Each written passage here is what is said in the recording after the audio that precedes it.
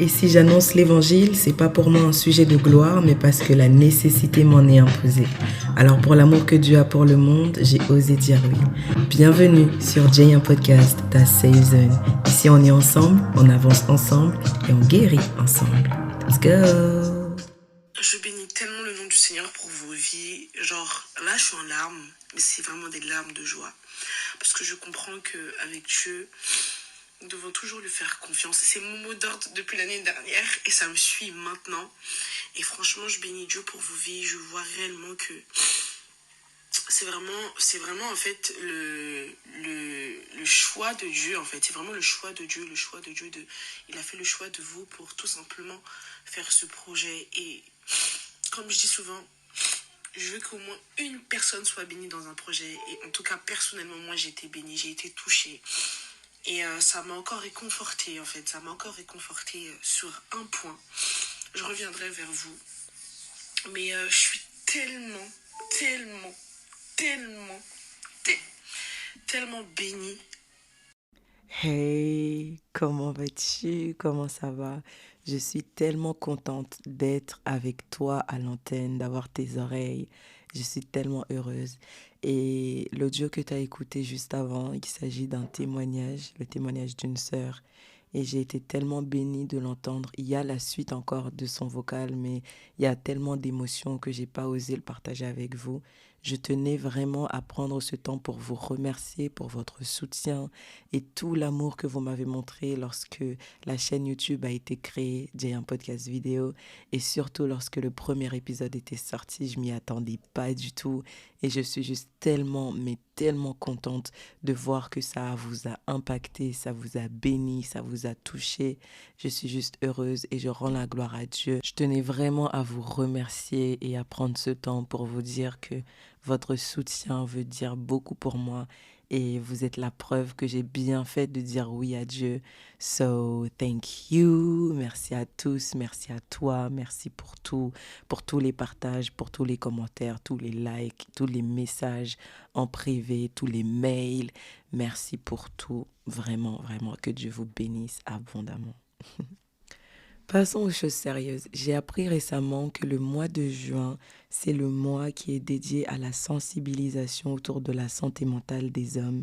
Et vous savez que le but de ce podcast, c'est de vous accompagner sur tout ce qui est gestion des blessures intérieures, devenir la meilleure version de soi-même et tout et tout. Et je me rends compte que je parle très très peu des hommes, je parle beaucoup des femmes. C'est un handicap, c'est un handicap du podcast. Et comme ce mois-ci, c'est le mois qui est dédié aux hommes, qui est dédié à leur santé mentale, ça me tenait à cœur de faire cet épisode, tout simplement parce que je me rends compte qu'on grandit dans une société où les hommes sont vus comme des super-héros, comme des hommes hyper solides qui ne montrent pas leurs émotions, qui ne montrent pas leurs faiblesses, etc. Et lorsqu'on est dans une société telle que la nôtre, il est important de savoir équilibrer, de savoir aussi trouver le juste milieu entre le fait de garder ses émotions pour soi et de partager ses émotions avec des personnes de confiance. Et non seulement la société, mais l'éducation également qu'on reçoit vient augmenter ce fossé qu'il y a entre les hommes et les femmes et leurs émotions et la santé mentale parce que les hommes grandissent avec cette mentalité de tu ne peux pas pleurer, tu ne peux pas montrer tes émotions, tu ne peux pas montrer que tu es faible alors qu'à l'inverse, les femmes sont plus sensibles à partager leurs émotions parce qu'elles ont grandi avec cette liberté entre guillemets de pouvoir s'exprimer, de pouvoir partager ce qu'elles ressentent. Donc à travers cet épisode, je veux réellement nous sensibiliser, chacun d'entre nous, que tu sois un homme ou que tu sois une femme, les femmes plus à faire attention aux hommes qui les entourent et les hommes à faire attention à ce que tu ressens, à pouvoir le partager et à ne pas le garder à l'intérieur. Donc vraiment pour le coup, prends la position qu'il te faut, prends des notes s'il le faut, parce que le but premier de ce podcast, c'est de grandir ensemble, c'est de guérir ensemble et d'avancer ensemble. So, let's go. Donc ça, c'était l'intro, ok? Donc, comme je le disais, le mois de juin, c'est le mois qui est dédié à la santé mentale des hommes. Et je suis allée étudier pour pouvoir faire cet épisode.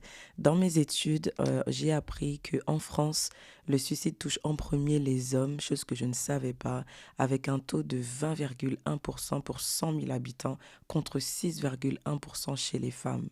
Et on voit qu'il y a un déséquilibre assez énorme et qui peut s'expliquer par le fait que les femmes, comme je le disais, ont plus de facilité à parler de leurs émotions, à y faire face, à les comprendre et à les surmonter, tandis que les hommes grandissent dans cette boîte où on leur apprend juste à montrer leur côté fort. Et j'ai écouté une prédication récemment du Bishop T.D. Jakes. Si vous parlez anglais, si vous comprenez un petit peu, je vous invite à aller l'écouter. Ça s'appelle Father of Mercy. C'est disponible sur YouTube, sur la chaîne directement de T.D. Jakes. Et lorsque j'ai écouté cette prédication, je me suis rendu compte que parfois les hommes ont du mal à partager leurs émotions, à parler de ce qui se passe à l'intérieur d'eux-mêmes. Parce que justement, ils n'ont pas grandi dans un environnement qui leur permettait de partager leurs émotions. On peut avoir un espace, une safe place dans laquelle on se sent en sécurité pour parler de soi, parler de ce qui se passe en nous. Mais si on n'a pas eu l'habitude de mettre des mots sur nos émotions, parfois, même si on a la safe place, ça va pas trop fonctionner. Et lors de cette prédication, je me suis dit, mais en fait, nos hommes sont en train de mourir à petit feu et on ne le voit pas. On n'est pas sensibilisé à ça parce que justement, on nous a appris dans la société que l'homme doit être fort, l'homme doit être celui qui ramène le pain à la maison, l'homme doit être celui qui ne montre pas ses émotions, qui ne montre pas qu'il ne va pas bien, qui ne montre pas qu'il pleure, etc. Et donc, on les enferme dans une boîte et on oublie que eux aussi, ils ont une charge mentale, eux aussi, ils ont une santé mentale, eux aussi, ils méritent qu'on prenne soin d'eux de la même manière qu'on prend soin des femmes. Et mes recherches m'ont amené sur une association qui s'appelle Minds, qui est en Suisse. Ils ont fait un cas d'étude sur 3 comportements. Et cette association, je l'ai découverte et je me suis dit, purée, mais c'est incroyable ce qu'ils font. Cette association, elle a pour but de permettre à tous de prendre soin de sa santé mentale. Et sur leur blog qui s'appelle Minds, donc M-I-N-D-S, ils ont plein de ressources incroyables qui expliquent le thème de la santé mentale et ils donnent aussi des clés pour bien prendre soin de soi. Bref, c'est une petite pépite. Et lorsque j'ai vu le cas d'étude, je me suis dit, purée, nos hommes, ils sont justes, mais c'est à la ramasse. La santé mentale des hommes, elle est à la ramasse. Et sur 365 participants, l'étude de cas a montré que les hommes demandaient moins de l'aide que les femmes. Et, oh my God. Ils ont moins de capacité à prendre soin de soi, là où on va expliquer à une femme qu'il faut être bienveillante envers soi-même, il faut se dire des mots doux, il faut bien se parler à soi-même, etc. Les hommes n'ont pas cette capacité-là de se regarder dans le miroir et de dire « Eh mon gros, t'es un bon, t'es un champion, t'es une bête.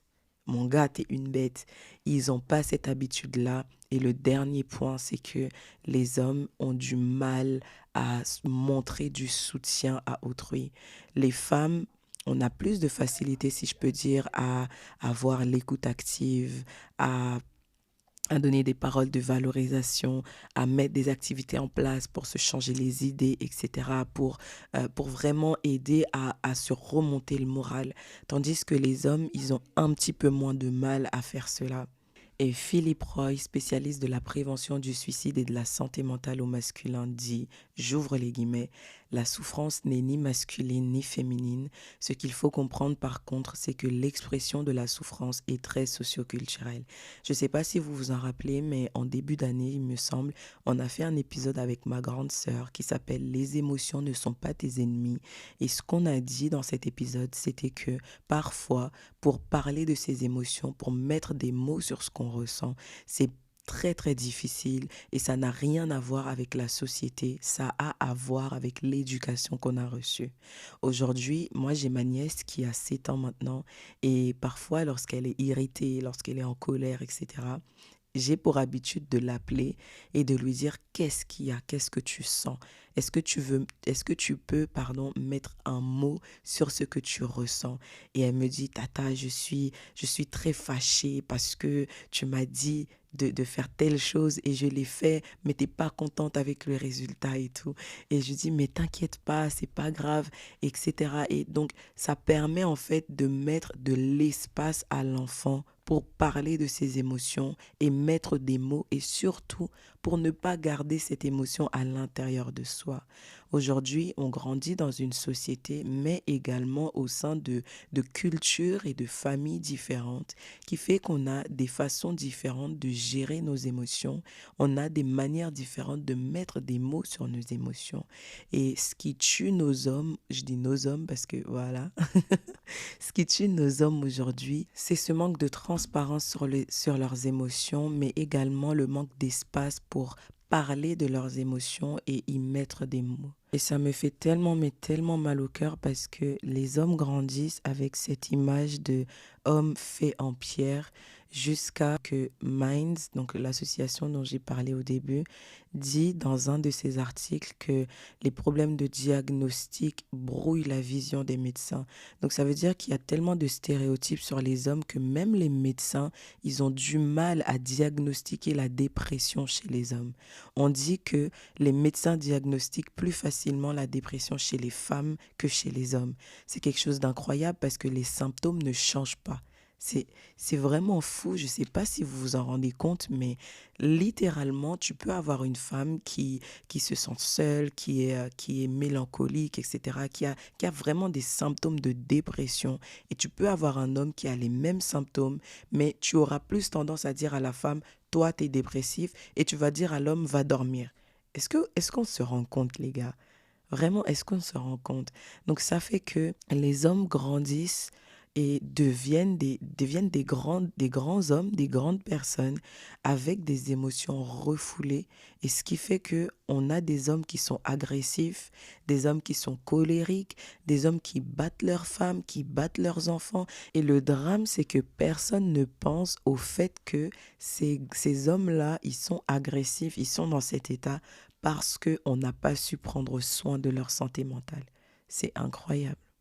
Et je peux comprendre que vous vous demandez, mais pourquoi elle en parle? Pourquoi elle parle des hommes? Pourquoi elle parle de ça? Le but vraiment du podcast, c'est qu'on puisse détecter nos blessures intérieures, guérir de ça et avancer correctement, avancer concrètement.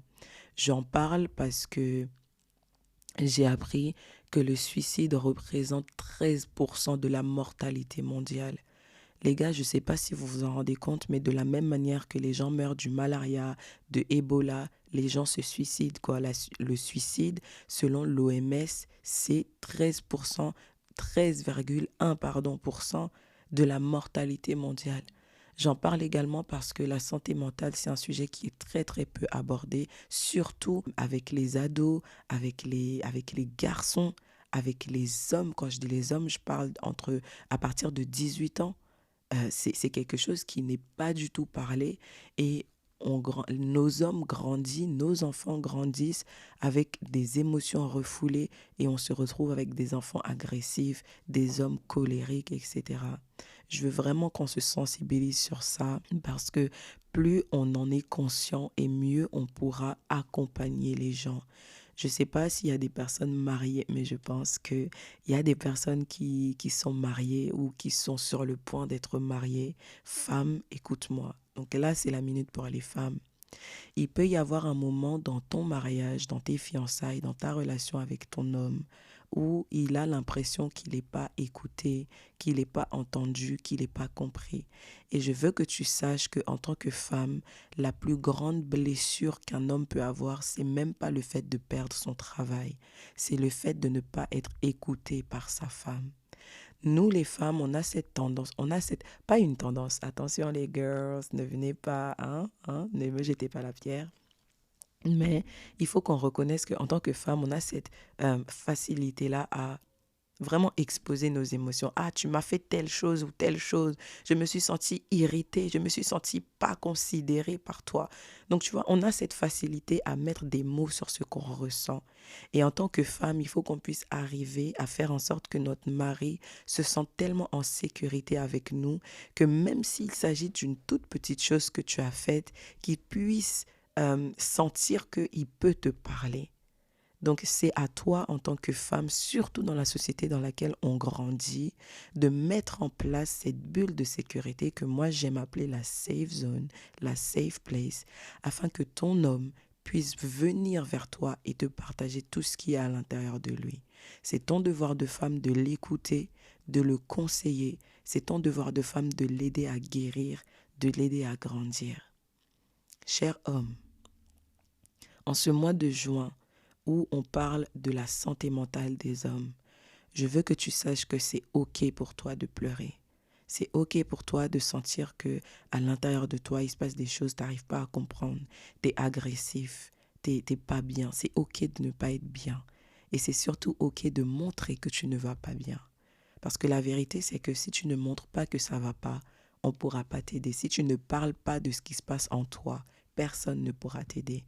Et je veux que tu saches que c'est OK d'être vulnérable. La vulnérabilité, contrairement à ce qu'on nous a appris, ce n'est pas une faiblesse.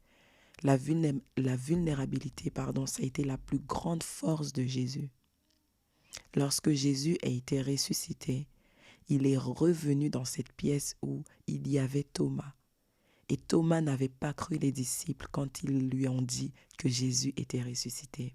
Jésus arrive et pour lui prouver que c'était réellement lui, Jésus montre à Thomas toutes les blessures qu'il y avait dans son corps. Ça, c'est un level de vulnérabilité que je veux atteindre et que toi, en tant qu'homme, tu peux atteindre. Montrer ces blessures, c'est ta plus grande force. Donc, j'aimerais que tu saches que si tu as une copine, une fiancée, une femme ou une sœur, ou peu importe, une amie, j'aimerais que tu saches que c'est OK de montrer à cette amie que tu ne vas pas bien. J'aimerais que tu saches que c'est OK de demander de l'aide. C'est OK de ne vouloir qu'un câlin. C'est OK de vouloir juste être en présence d'une personne parce que cette personne-là, sa présence te fait du bien. J'aimerais que tu saches que c'est OK d'être vulnérable. La santé mentale, elle te touche aussi. Tu as une charge mentale et à travers ce podcast, à travers cet épisode, je veux que tu saches que c'est OK de vouloir demander de l'aide pour porter cette charge mentale. Jésus qui était Jésus, Simon de Cyrène l'a aidé à porter sa croix. Donc si aujourd'hui tu sens qu'il y a des choses qui te pèsent, ça va pas trop, tu sais pas comment t'en sortir, demande de l'aide. Si autour de toi il n'y a personne, va voir ton pasteur. Si t'as pas de pasteur, va voir une sœur. Si t'as personne, viens en DM. Ne reste pas seul. Envoie-moi un mail à l'adresse jayenpodcast@gmail.com ou viens directement en DM me parler. Ne reste pas seul dans ton coin. Je veux que tu saches que tu n'es pas seul. Et là, c'est un message qui s'adresse à tous. J'aimerais qu'on puisse être sensibilisés, les amis, sur la santé mentale, que ce soit les femmes ou les hommes. Sachez que la pandémie, elle n'est pas finie. C'est juste que c'est plus le Covid. On a une pandémie qui nous touche et parfois on s'en rend même pas compte. Et cette pandémie-là, elle est tellement liée à la santé mentale. Des fois, on est agressif, on est colérique, on ne sait même pas pourquoi, mais c'est parce qu'il y a tellement de choses qui sont enfuies à l'intérieur de nous. On ne sait pas comment l'exprimer, sinon par la colère. Parce qu'on t'a appris que la colère, c'est ça qui faisait un homme. Donc les gars, s'il vous plaît, ne restez pas seuls et demandez de l'aide. Sachez-le, je veux tellement insister sur ça parce qu'il faut que vous le sachiez. C'est OK de demander de l'aide, c'est OK de pleurer, c'est OK d'être vulnérable, c'est OK de t'exprimer, c'est OK d'aller voir un thérapeute, d'aller voir un psy, etc. C'est OK de demander de l'aide. Pourquoi? Parce que ça va te permettre de surmonter tout ça, d'avoir une bonne santé mentale parce que tu peux pas être en bonne santé si dans ta tête ça va pas. Si dans ton cœur ça va pas, tu peux pas être en bonne santé. Les amis, faisons attention à toutes les personnes qui sont autour de nous. Faisons attention à nos ados, à nos jeunes, à ceux qui sont au lycée. Faisons attention à nos hommes. Faisons attention à nos frères, à nos pères. Ça me tenait vraiment à cœur de vous donner ces petites statistiques parce que, encore une fois, on est dans une société tellement individualiste où on t'apprend que tout seul tu vas plus loin, tout seul tu fais ceci, tout seul tu fais cela. Mais en tant qu'enfant de Dieu, il faut qu'on apprenne à prendre soin les uns des autres. Il faut qu'on soit constamment derrière les uns des autres. Et c'est pour ça que mes DM sont ouverts, mes mails sont ouverts, les commentaires sont ouverts. Encourageons-nous les uns les autres. OK? Et avançons, guérissons, évoluons tous ensemble. All right? C'est un sujet qui me tient mais tellement, tellement, tellement à cœur parce que je l'ai vécu. Je sais ce que ça fait que de dire aux gens ça va alors qu'à l'intérieur de toi ça va pas. Je sais ce que ça fait de garder le sourire de 8h à 17h30. Une fois que tu rentres à la maison, c'est la catastrophe émotionnellement. Je sais ce que ça fait de ne pas arriver à prier parce qu'à l'intérieur de toi, rien ne va. Donc c'est pour ça que je suis vraiment sensible à ce sujet-là et je veux pas que vous passiez par ce que moi je suis passé. So, si vous avez des questions, si vous avez envie de parler, encore une fois, les DM sont ouverts, les mails sont ouverts. Je ferai mon maximum pour vous répondre et vous accompagner dans la mesure du possible ou alors vous orienter vers des personnes qui pourront vous aider. Alright? Ne restez pas seul. I love you guys. Les gars, je suis tellement contente d'avoir fait cet épisode et on a une nouvelle rubrique ici et je suis trop contente parce que j'ai commencé à recevoir vos questions par mail et on va les partager ensemble, ok? Je vais répondre à une première question. Ah oui, aussi, qu'est-ce que je vous ai pas dit? Je vous ai pas dit. Alors, ça va se passer comment? On a maintenant sur l'adresse mail, comme vous le saviez, jayampodcast@gmail.com, la possibilité de poser plein de questions et j'en choisis quelques-unes pour les partager à l'antenne afin qu'on puisse grandir tous ensemble et apprendre les uns des autres, ok? Et je suis tellement, mais tellement contente parce que j'ai reçu plein de questions et il y a une question qui m'a trop fait rire parce que je suis grave passée par là et je suis trop contente parce que je vais pouvoir vous répondre avec un témoignage. Du coup, ça va être super cool. Si tu ne m'as pas encore posé des questions aussi, il y a des questions que tu veux poser par rapport à ce qui a été dit juste avant, n'hésite pas à aller me les poser à l'adresse mail jayampodcast@gmail.com ou directement en DM si tu as la flemme. On est ensemble, ok? So, yes, je veux me mêler de vos affaires. So, let's go! La question, c'est comment savoir quand j'ai pardonné? Comment savoir si j'ai pardonné, si j'ai bien pardonné, si le pardon a bien été téléchargé. Pour la petite histoire, j'ai vécu quelque chose avec une personne et le pire de tout, c'est que cette personne-là ne savait pas qu'elle m'avait blessée. Elle ne savait pas que ce qu'elle avait dit, parce qu'en fait, c'est quelque chose que cette personne avait dit et que moi, j'ai appris à travers d'autres personnes. Elle savait même pas, elle ne sait même pas qu'elle m'avait blessée. Quand je suis allée en prière, j'ai dit, Seigneur, cette personne m'a fait telle chose ou telle chose, telle chose. Et je ne sais pas comment réagir face à ça. Donc, je me suis levée, je suis partie. Donc, c'était ça ma prière. Et au fur et à mesure, à chaque fois que je voyais cette personne, il y avait du dégoût qui venait dans mon cœur. Et cette personne-là avait perdu tellement en crédibilité à mes yeux que tout ce que la personne disait, j'étais là, mais qu'est-ce qu'elle raconte celle-là? À partir de là, le dégoût, la haine, vraiment l'irritabilité, je ne pouvais pas être dans la même pièce que cette personne parce que finalement, je ne la voyais plus en tant que personne. Je voyais ce qu'elle avait dit sur moi. Je voyais ce qu'elle avait dit à tout le monde. Je ne voyais plus la personne en tant que chair. Vraiment, je voyais les mots qu'elle avait dit, je voyais les phrases qu'elle avait dit et tout. Et puis, quand je voyais que c'était tellement fort en moi, c'était vraiment de la haine. Je ne sais pas si ça vous est déjà arrivé d'haïr une personne, mais vraiment, tu as la rage. Si tu as la personne là, quoi, tu n'arrives pas à saquer cette personne. Et ces sentiments-là étaient tellement forts en moi. Je suis allée en prière, j'ai dit, Seigneur, ça là, ça ne te ressemble pas. Ce sont des choses qui ne te glorifient pas. Je ne veux plus ressentir ça parce que je sens que ça éloigne le Saint-Esprit. J'ai commencé à prier, j'ai prié, j'ai prié. Je dis, Seigneur, je ne veux plus ressentir ça. Parce que plus je ressens ça et plus le Saint-Esprit s'éloigne, et plus le Saint-Esprit s'éloigne de moi, et plus je ne sais plus respirer, je ne sais plus quoi faire. Et vraiment, j'avais l'impression de suffoquer, vraiment comme un poisson hors de l'eau. J'ai commencé à prier, j'ai prié, j'ai prié. Et Dieu m'a dit, prie pour cette personne. J'ai dit, hé, Seigneur, toi et moi, on se connaît. Toi et moi, on se connaît. Tu sais, c'est ton pied, mon pied. Donc, ça veut dire que tu sais très bien ce que cette personne m'a fait. Maintenant, tu me demandes de prier pour cette personne. J'ai dit jamais. Et Saint-Esprit m'a dit, si tu ne pries pas pour cette personne, tu vas la garder à l'intérieur de toi. Et plus tu gardes cette personne dans ton cœur, plus il y aura de l'amertume, plus il y aura tellement de choses. Ton cœur, il va devenir tellement amer. Il n'y aura même pas de place pour moi. Et les gars, il m'a dit ça, hein, il fallait cette personne-là.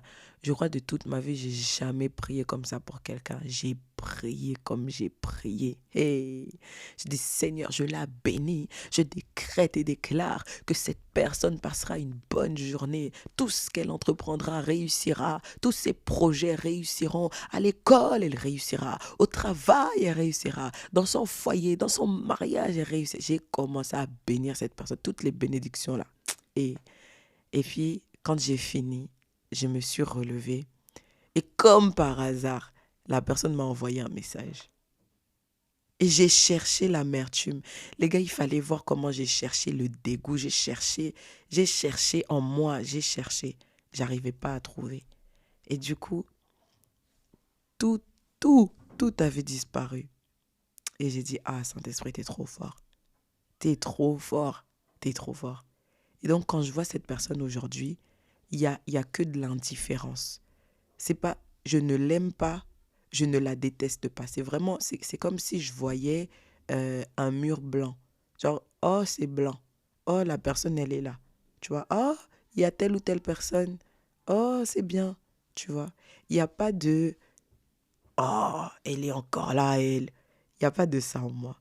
Donc, comment tu sais quand tu as vraiment pardonné? C'est quand, tu arrives à prier pour cette personne, à bénir cette personne. Et 2, tu arrives à être dans la même pièce que cette personne sans voir ce que la personne t'a fait. Donc, ça veut dire que tu es passé au-dessus de ce que la personne t'a fait et tu vois la personne maintenant pour ce qu'elle est. Hey, si vous entendez ça, c'est que c'est fini, c'est la fin de l'épisode, je sais. Vous vous dites, oh là là, c'est passé hyper vite, comment ça c'est fini aussi vite? Je sais, je sais, je sais. Et en plus, on a parlé d'un sujet qui est hyper important. N'oubliez pas que ce mois de juin, c'est le mois qui est dédié à la sensibilisation autour de la santé mentale des hommes. Si vous avez un homme ou plusieurs hommes dans vos vies, et là je parle des frères, je parle du fiancé, je parle du mari, je parle des beaux-frères. Si vous avez des hommes dans votre entourage, c'est le moment d'aller les voir et de créer cette safe place pour eux, de leur demander littéralement comment tu te sens aujourd'hui. Dites-leur comment tu te sens aujourd'hui. C'est une question qui est hyper importante et ça permettra également de faire sentir à cet homme que c'est safe de vous parler et surtout que c'est ok de vous dévoiler ses émotions. N'oubliez pas qu'on est ensemble, on avance ensemble et on guérit ensemble. Ce podcast, c'est ta safe zone. Alors aide-moi à l'améliorer. Dis-moi en commentaire ce que tu as pensé de cet épisode. Écris-moi à l'adresse diayenpodcast@gmail.com si tu as des questions, si tu veux parler, viens en DM. Ne reste pas seul, je t'en prie. Ne me laisse pas faire ce podcast toute seule, ok? Si tu ne t'es pas encore abonné, on a une chaîne YouTube. Hey, can we praise God? On a une chaîne YouTube qui s'appelle Jayen Podcast Vidéo. Va t'abonner maintenant, tout de suite, parce qu'il y a des épisodes, des pépites qui vont arriver. Je t'en dis pas plus, je vais pas te spoiler quand même. Donc voilà, et si tu ne t'es pas encore abonné également sur Insta et aussi sur cette plateforme sur laquelle tu écoutes l'épisode, n'hésite pas à le faire afin de ne rien rater. Encore une fois, on est ensemble, on avance ensemble. Ne me laisse pas seule. Envoie-moi des mails, parle-moi. Je te retiens pas plus longtemps et je te dis à très vite pour le prochain épisode. N'oublie pas de prendre soin de l'homme ou des hommes qui sont dans ta vie. On se retrouve très vite pour le prochain épisode. D'ici là, prends bien soin de toi. Salut!